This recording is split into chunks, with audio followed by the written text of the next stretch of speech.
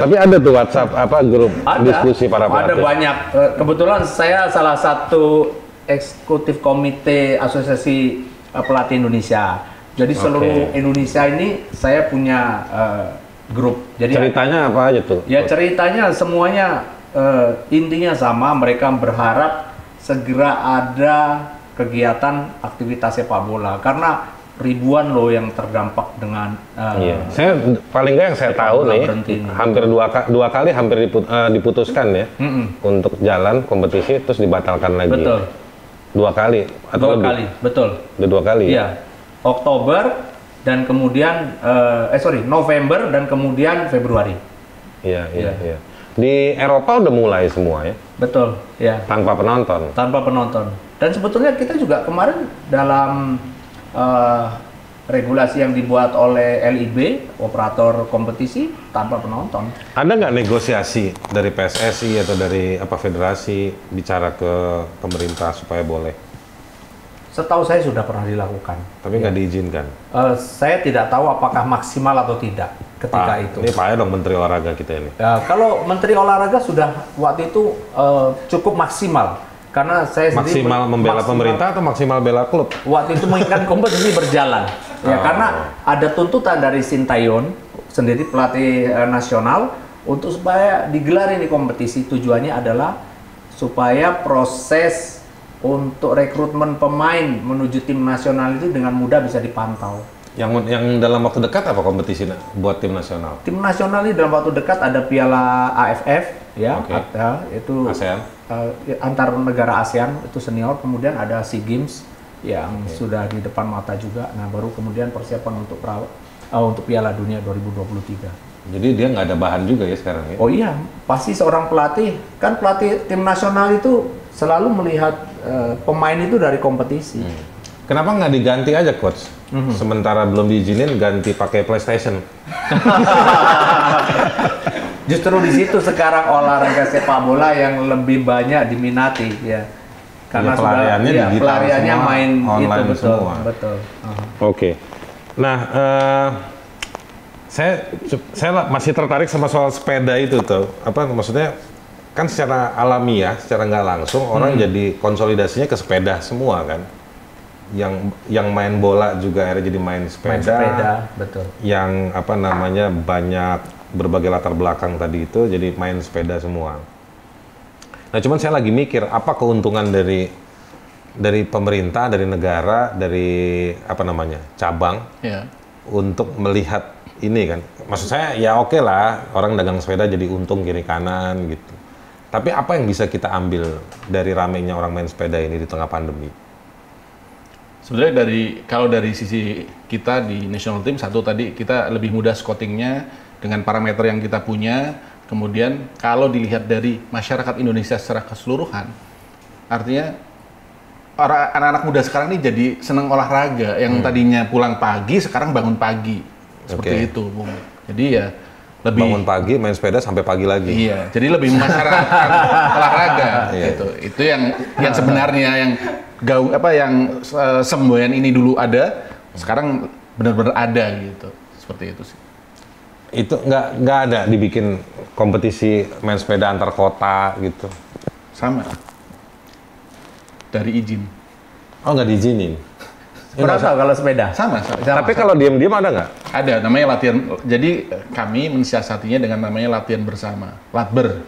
Iya. Gitu. Sebenarnya, nah bedanya dengan yang lain, kita bisa dilepas satu-satu, namanya individual time trial. Jadi kita ambil waktunya, karena kita kan olahraga terukur gitu. Jadi balapannya ya udah dilepas satu-satu, yang tercepat itu yang menang gitu. Nah itu mensiasati kami dalam Tapi itu antar kota ada begitu? Enggak antar kota, antar klub. Oh, tapi di dalam kota? Ya di Jakarta, di Jogja, di Surabaya, ya anak atletnya dari kota-kota di Jawa gitu. Iya.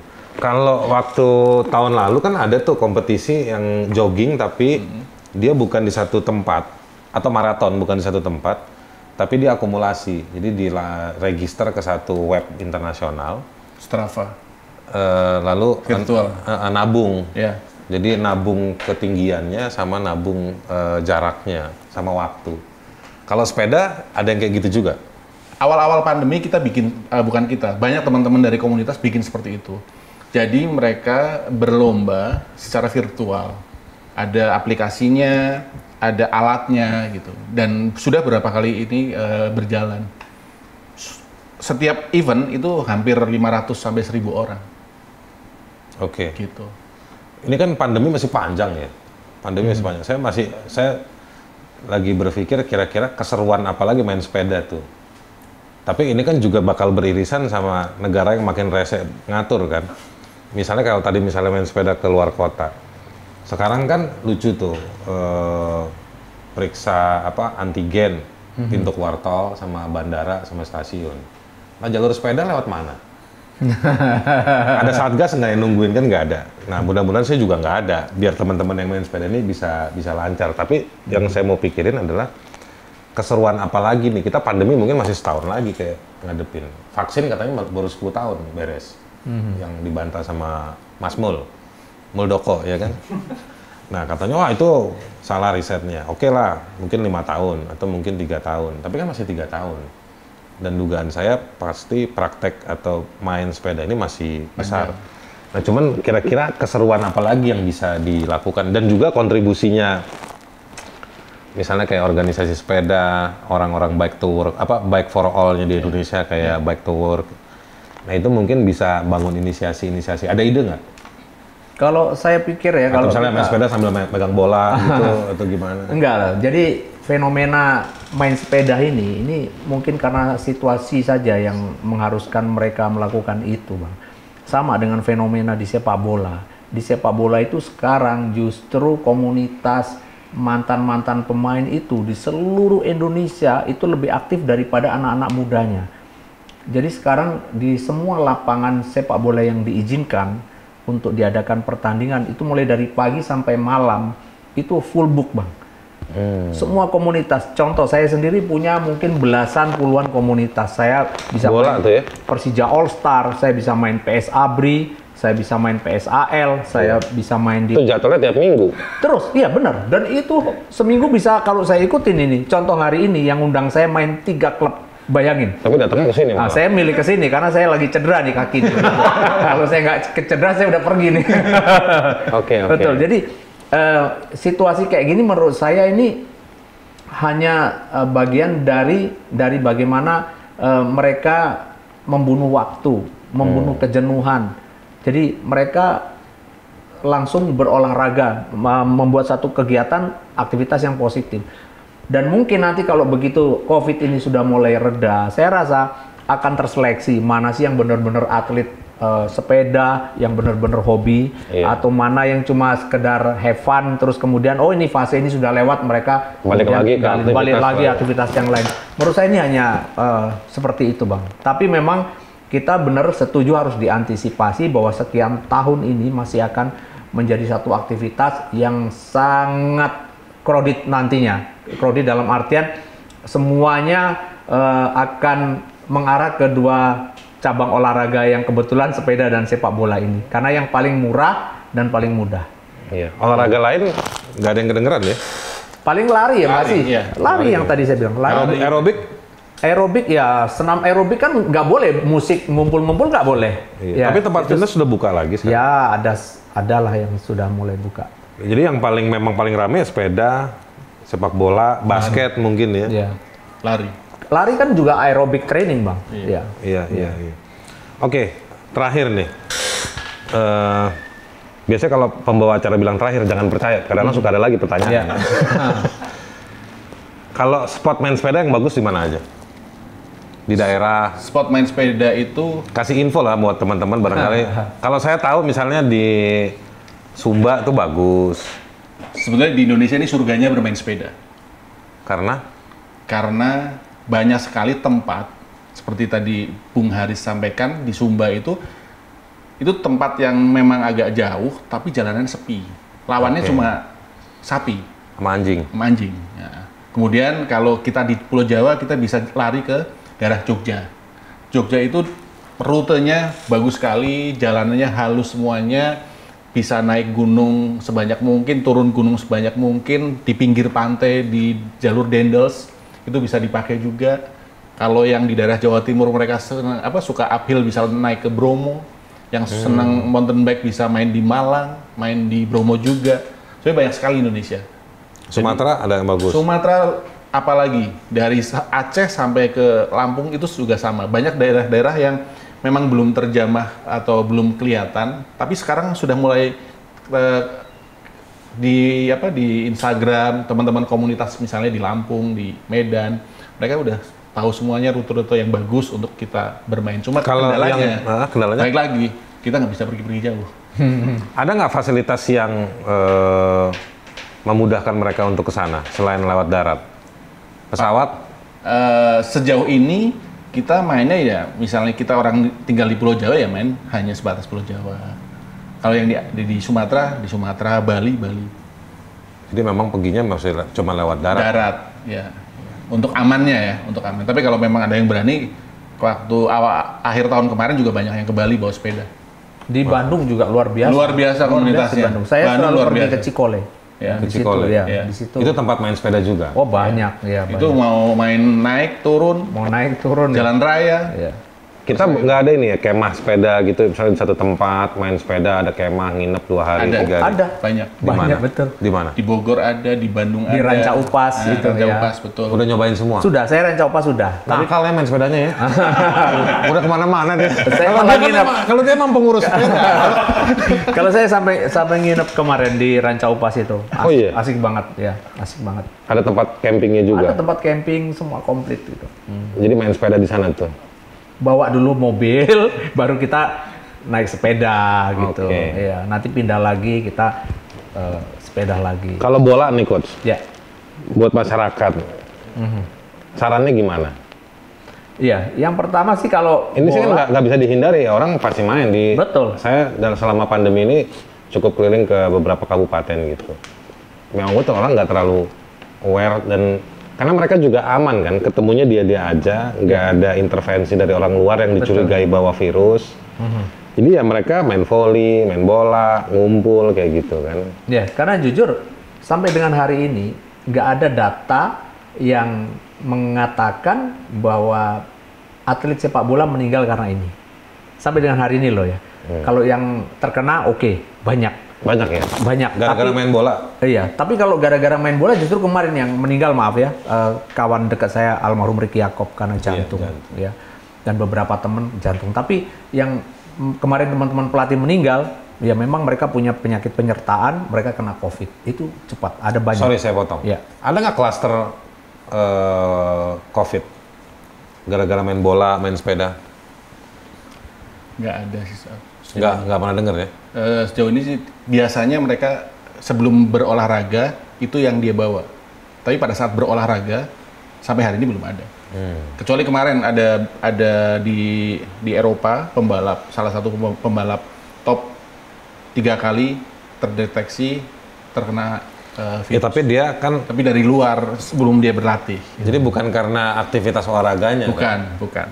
Nggak ada ya? Tapi ya kita tidak tahu karena jujur sampai dengan hari ini kita semuanya percaya diri aja. Iya. Kita kan nggak tahu. Kita main bola bareng-bareng teman-teman, apakah kena atau tidak kita nggak tahu. Itu kan kalau Iya. pakai kamera yang milimeternya bagus, kalau disorot kan kadang-kadang kalau yang ngomong betul. droplet semua tuh. Iya betul. Kita nggak tahu Bang Maris. Karena kenapa? Kecuali kalau begitu selesai tanding nih, semuanya dites tuh. Nah, baru ketahuan ini mana yang kena, mana yang enggak kan gitu. Saya penggemar Barcelona. Iya. Dulu waktu awal-awal baru mulai boleh bertanding lagi, itu kalau habis gol kayak malu-malu pelukan. Iya. Tapi belakangan saya lihat Udah bebas. langsung pelukan lagi Iya. pas segala macam. Iya. Itu mungkin karena klubnya juga kontrol pagi, siang, sore, malam kali ya. Iya betul ya. Karena memang mereka yang boleh masuk stadion semuanya dalam kondisi mereka tidak satupun yang terkena COVID-19. Jadi sama. Ketika kemarin kita belajar waktu di dalam uji coba itu kita sudah mulai lakukan prokes itu, gitu loh. Makanya kalau saya bandingkan yang tadi saya cerita tuh Bang Haris, ini kita sudah memakai prokes, kita coba mengikuti aturan dan jumlah di stadion itu nggak boleh lebih dari 170 orang, bayangin. Nah sementara yang karyawan yang lain yang bekerja di sektor lain itu dalam satu ruangan loh, Itu ribuan dan mereka cuma cek suhu badan aja, yang lain enggak. Setiap hari mereka lakukan. Dan kurun waktunya sebetulnya nggak lebih lama orang naik pesawat ke Indonesia Timur ya? Iya betul. Betul. Ya kan? 2 kali 45. 2 kali 45. Betul. Oke, makanya tadi saya bilang jangan percaya kalau moderator bilang ini pertanyaan terakhir. Dan, apa namanya yang saya mau bilang itu sekarang begini, apa sih harapannya? Oke, kalau bola pengen ada kompetisi lagi. Yeah. Kalau sepeda cenderung lebih gampang lah, lebih cair. Cuman yang pengen saya bilang tuh gini, atau saya mau tanya tuh begini, apa sih harapannya? Gimana sih mengelola tumpah ruahnya orang sadar olahraga ini di tengah pandemi ini? Oke, kalau prokes orang tahu lah, Betul. paham lah. Tapi sebenarnya apa sih kemudian yang negara bisa fasilitasi? Jangan cuma ngebatasin aja gitu. Iya, iya. Kan ini bagus, orang jadi sehat. Negara nggak perlu keluarin duit buat kampanye ayo sehat itu nggak perlu lagi. Orang sekarang udah sadar. Tapi sekarang apa yang harusnya difasilitasi? Menurut coach, apakah di dalam duit penanganan pandemi ada alokasi duit untuk orang lebih giat olahraga? Ya, kalau saya melihat begini secara umum ya, Abang, bahwa kita bicara salah satu problem kenapa sepak bola Indonesia ini tertinggal dulu ya dari negara lain. Faktor terbesar salah satunya adalah infrastruktur, Bang. Ya, jujur sampai dengan hari ini boleh percaya boleh tidak, tapi ini fakta, tidak ada klub di Indonesia satupun yang punya lapangan latihan sendiri, nggak ada. Tidak ada, bayangkan. Dan itu anggaran yang mereka keluarkan setiap tahun itu puluhan miliar, tapi untuk membangun satu lapangan yang harganya cuma 4-5 miliar, mereka nggak. Nah, artinya kenapa? Artinya bahwa ini yang harus kita perbanyak, yang terus kita lakukan. Jangan bikin jalan tol mulu. Gitu. Ya, jadi karena itu sangat penting sekali, Bang. Ya, banyak manfaatnya. Banyak orang tertarik datang ke satu tempat itu karena bagusnya tempat itu, ramenya tempat itu. Mulai dari situ. Bayangkan kalau setiap daerah, setiap kabupaten kita punya 3 atau 4 lapangan bola. Karena saat saya kemarin melatih di Malaysia, saya betul-betul dimanjakan dengan fasilitas infrastruktur itu. Dulu melatih di mana, Coach? Saya di Terengganu, 2 tahun saya di sana. Itu satu klub saya punya 5 lapangan, Jadi 2 stadion. Sorry saya potong. Jadi sebetulnya menariknya kalau misalnya negara itu berinvestasi untuk ngebangun spot-spot yang berpotensi buat setiap warganya berproses dan menjadi sehat ya. Betul. Jadi kayak taman, fasilitas olahraga yang buat publik gitu ya. Setuju sekali. Itu, dan ini hal yang mungkin ini nggak dibahas nih di Undang-Undang Omnibus Law. Sebetulnya ada, Bang. Kemarin ada Inpres nomor 3 2019. Itu melibatkan 13 kementerian loh, Bang. Percepatan sepak bola nasional Indonesia. Supaya pemain larinya cepat atau gimana maksudnya? Jadi semua apa yang tadi saya bicara mengenai infrastruktur, mengenai coach education. Itu Inpres tahun 2019. Ya. Dan nggak jalan. Nah, implementasinya. Saya aja yang ngomong.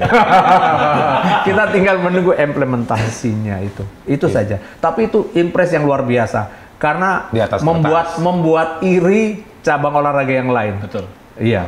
Membuat iri cabang olahraga lain. Karena hanya sepak bola loh. Tapi saya kan bukan pemain sepak bola ya. Iya. Maksud saya begini, selain itu sepak bola aja minta.